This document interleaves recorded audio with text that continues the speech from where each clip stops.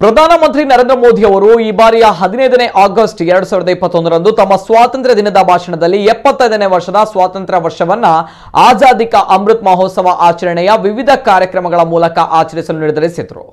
ಭಾರತ ಸರ್ಕಾರದ ನಿರ್ದೇಶನ ಮೇರೆಗೆ ರಾಜ್ಯ ಮಟ್ಟದ ಬ್ಯಾಂಕರ್ಗಳ ಸಮಿತಿಯು ಕರ್ನಾಟಕದಲ್ಲಿ 13ನೇ ಅಕ್ಟೋಬರ್ 2021ರಿಂದ ರಾಜ್ಯದ 20 ಜಿಲ್ಲೆಗಳಲ್ಲಿ ಸಂಪರ್ಕ ಕಾರ್ಯಕ್ರಮಗಳನ್ನು ಹಮ್ಮಿಕೊಳ್ಳಲು ನಿರ್ಧರಿಸಿದ್ದು, ದಕ್ಷಿಣ ಕನ್ನಡ ಜಿಲ್ಲೆಯಲ್ಲೂ ಈ ಕಾರ್ಯಕ್ರಮ ಅಕ್ಟೋಬರ್ 30ರಂದು ಬಂಟ್ವಾಳ ಬಿಸಿ ರೋಡ್ ಬಂಟರ ಭವನದಲ್ಲಿ ಆಯೋಜನೆ ಮಾಡಲಾಗಿದೆ ಎಂದು ಲೋಕಸಭಾ ಸದಸ್ಯರಾದ ನಳಿನ್ ಕುಮಾರ್ ಕಟೀಲ್ ಹೇಳಿದ್ದಾರೆ.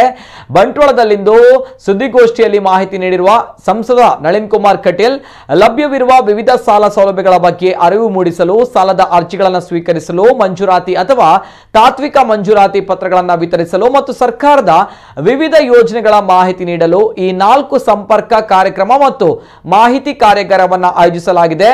ಜಿಲ್ಲೆಯಲ್ಲಿ ಕಾರ್ಯನಿರ್ವಹಿಸ್ತಾ ಇರುವ ಎಲ್ಲಾ ಸಾರ್ವಜನಿಕ ವಲಯದ ಬ್ಯಾಂಕ್ಗಳು, ಖಾಸಗಿ ವಲಯದ ಬ್ಯಾಂಕ್ಗಳು, ಪ್ರಾದೇಶಿಕ ಬ್ಯಾಂಕು, ಡಿಸಿಸಿಬಿ, ಎಂಎಫ್ಐಗಳು, ಎನ್ಬಿಎಫ್ಸಿಗಳು, ನಬಾರ್ಡ್ ಮತ್ತು ಕವಿಐಸಿ, ಕೆವಿಐಬಿ, ಡಿಐಸಿ, ಮೀನುಗಾರಿಕೆ, ಪಶುಸಂಗೋಪನೆಯಂತಹ ಇತರ ಸರ್ಕಾರಿ ಇಲಾಖೆಗಳು ಈ ಕಾರ್ಯಕ್ರಮದಲ್ಲಿ ಭಾಗವಹಿಸಲಿವೆ. ಜೊತೆಗೆ ಈ ಕಾರ್ಯಕ್ರಮದಲ್ಲಿ ಮುದ್ರಾ, ಸ್ಟ್ಯಾಂಡ್ ಆಫ್ ಇಂಡಿಯಾ, ಇಸಿಎಲ್ಜಿ, ಎಸ್ಪಿಎಂಇಜಿಪಿ, ಕೃಷಿ ಮೂಲಸೌಕರ್ಯ ನಿಧಿ ಯೋಜನಾ, ಎಐಎಫ್, ಪಶುಸಂಗೋಪನಾ ಮೂಲಸೌಕರ್ಯ ಅಭಿವೃದ್ಧಿ ವಿಧಿ ಯೋಜನೆ, ಶಿಕ್ಷಣ ವಸತಿ ಸಾಲಗಳು ಮತ್ತು ಇತರ ಆತ್ಮನಿರ್ಭರ ಭಾರತ್ ಯೋಜನೆಗಳಾದ ಪಿಎಂಎಸ್ಬಿವೈ, ಎಪಿವೈ ನಂತಹ ವಿವಿಧ ಪಿಎಂ ಜನ ಸುರಕ್ಷಾ ಯೋಜನೆಗಳ ಬಗ್ಗೆ ಜಾಗೃತಿ ಮೂಡಿಸಲಿದ್ದಾರೆ.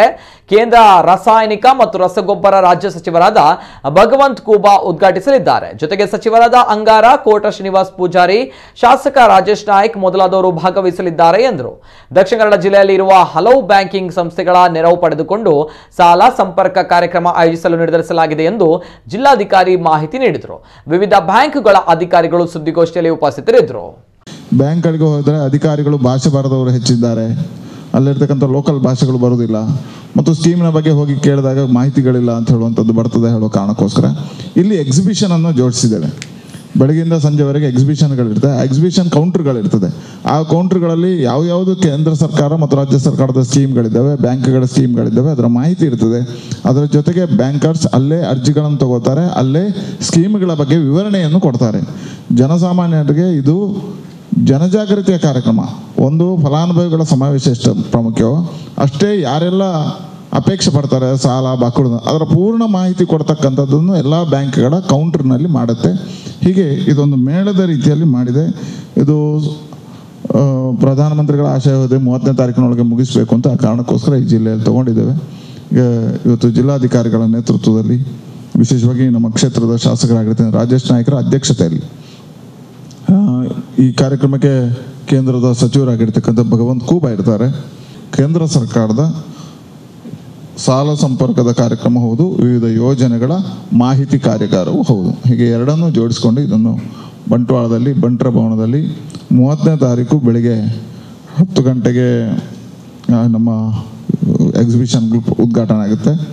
ಒಂದು ಪೂರ್ವಭಾವಿ ಸಭೆಯನ್ನು ನಾವು ಮಾಡ್ತಾ ಇರುವಂಥ ಉದ್ದೇಶ, ನಾಳೆ ಬಂಟ್ವಾಳದೊಳಗಡೆ ದಕ್ಷಿಣ ಕನ್ನಡ ಜಿಲ್ಲಾ ಮಟ್ಟದ ದೊಡ್ಡದಾದಂತಹ ಒಂದು ಬ್ಯಾಂಕ್ ಮೇಳವನ್ನು ನಾವು ಆಯೋಜನೆ ಮಾಡಿದ್ದೀವಿ.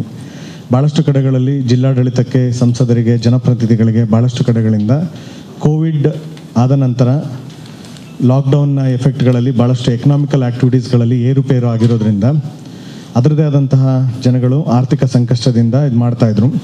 ಆ ಪಾಯಿಂಟ್ ಒಳಗಡೆ ಆತ್ಮನಿರ್ಭರ್ ಯೋಜನೆ ಒಳಗಡೆ ಮತ್ತು ಬ್ಯಾಂಕ್ ಒಳಗಡೆ ಈ ಎಕನಾಮಿಯನ್ನು ಬೂಸ್ಟ್ ಮಾಡೋದಕ್ಕೆ, ಆರ್ಥಿಕ ಉತ್ತೇಜನ ಕೊಡೋದಕ್ಕೆ ಕೇಂದ್ರ ಸರ್ಕಾರದಿಂದ ಭಾಳಷ್ಟು ಕಾರ್ಯಕ್ರಮಗಳನ್ನ ಹಾಕ್ಕೊಂಡಿದೆ.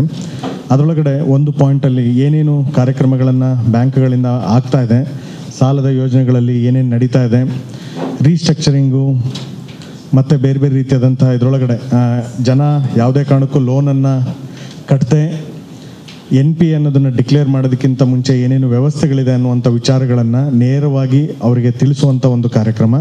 ಜೊತೆಗೆ ಆರ್ಥಿಕ ಉತ್ತೇಜನ ಕೊಡೋದಕ್ಕೆ ಯಾವ್ಯಾವ ರೀತಿ ಲೋನಿಗೆ ಅಪ್ಲೈ ಮಾಡಬೇಕು, ಯಾವ್ಯಾವ ರೀತಿಯ ಲೋನ್ಗಳು ಅವೈಲೇಬಲ್ ಇದೆ, ಯಾವ್ಯಾವ ಸ್ಕೀಮ್ಸ್ಗಳಲ್ಲಿ ಯಾವ್ಯಾವ ರೀತಿಯ ಪರ್ಸೆಂಟೇಜ್ ಮತ್ತು ಇಂಟ್ರೆಸ್ಟ್ ಪರ್ಸೆಂಟೇಜ್ ಎಷ್ಟಿದೆ, ದಾಖಲೆಗಳನ್ನು ಹೇಗೆ ಕೊಡಬೇಕು ಅನ್ನೋದನ್ನು ಫಲಾನುಭವಿಗಳಿಗೆ ನಾಳೆ ಸಾಲದ ಪತ್ರವನ್ನು ವಿತರಣೆ ಮಾಡೋದ್ರ ಜೊತೆಗೆ ಅವರಿಗೆ ಮಾಹಿತಿಯನ್ನು ಕೊಡುವಂತಹ ಒಂದು ದೊಡ್ಡದಾದಂತಹ ಒಂದು ಕಾರ್ಯಕ್ರಮ.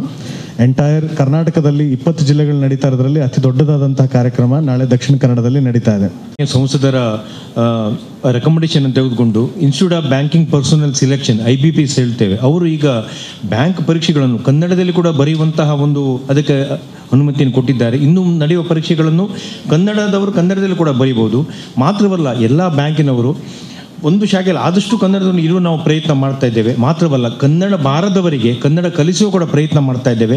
ನಮ್ಮ ಪ್ರಶಿಕ್ಷಣ ಕೇಂದ್ರಗಳು, ನಾವು ಟ್ರೈನಿಂಗ್ ಸೆಂಟರ್ಸ್ ಅಂತ ಹೇಳ್ತೇವೆ, ಅದರಲ್ಲಿ ಯಾರು ಟ್ರೈನಿಂಗ್ ಬರುವಾಗಲೂ 1 ಗಂಟೆಯನ್ನು ಅವರಿಗೆ ಕನ್ನಡ ಕಲಿಸುವ ಪ್ರಯತ್ನ ನಾವು ಮಾಡ್ತಾ ಇದ್ದೇವೆ.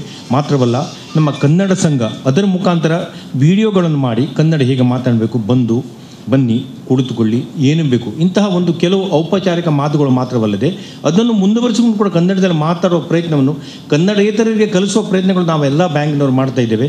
ಈ ನಿಟ್ಟಿನಲ್ಲಿ ಎಲ್ಲ ಗ್ರಾಹಕರದ್ದು ಕೂಡ ನಾವು ಅವರ ಸಹಕಾರವನ್ನು ಕೋರುತ್ತೇವೆ. ನಮ್ಮ ಪ್ರಯತ್ನ ಸದಾ ಈ ನಿಟ್ಟಿನಲ್ಲಿ ಎಲ್ಲರಿಗೆ ಕನ್ನಡವನ್ನು ಕಲಿಸುತ್ತಾ ಮಾತ್ರವಲ್ಲದೆ ಗ್ರಾಹಕರಿಗೆ ಉತ್ತಮ ಸೇವೆಯನ್ನು ಸಲ್ಲಿಸುತ್ತಾ ಎಲ್ಲ ಬ್ಯಾಂಕ್ಗಳ ಪ್ರಯತ್ನ ಖಂಡಿತ ಜಾರಿಯಲ್ಲಿರುತ್ತದೆ.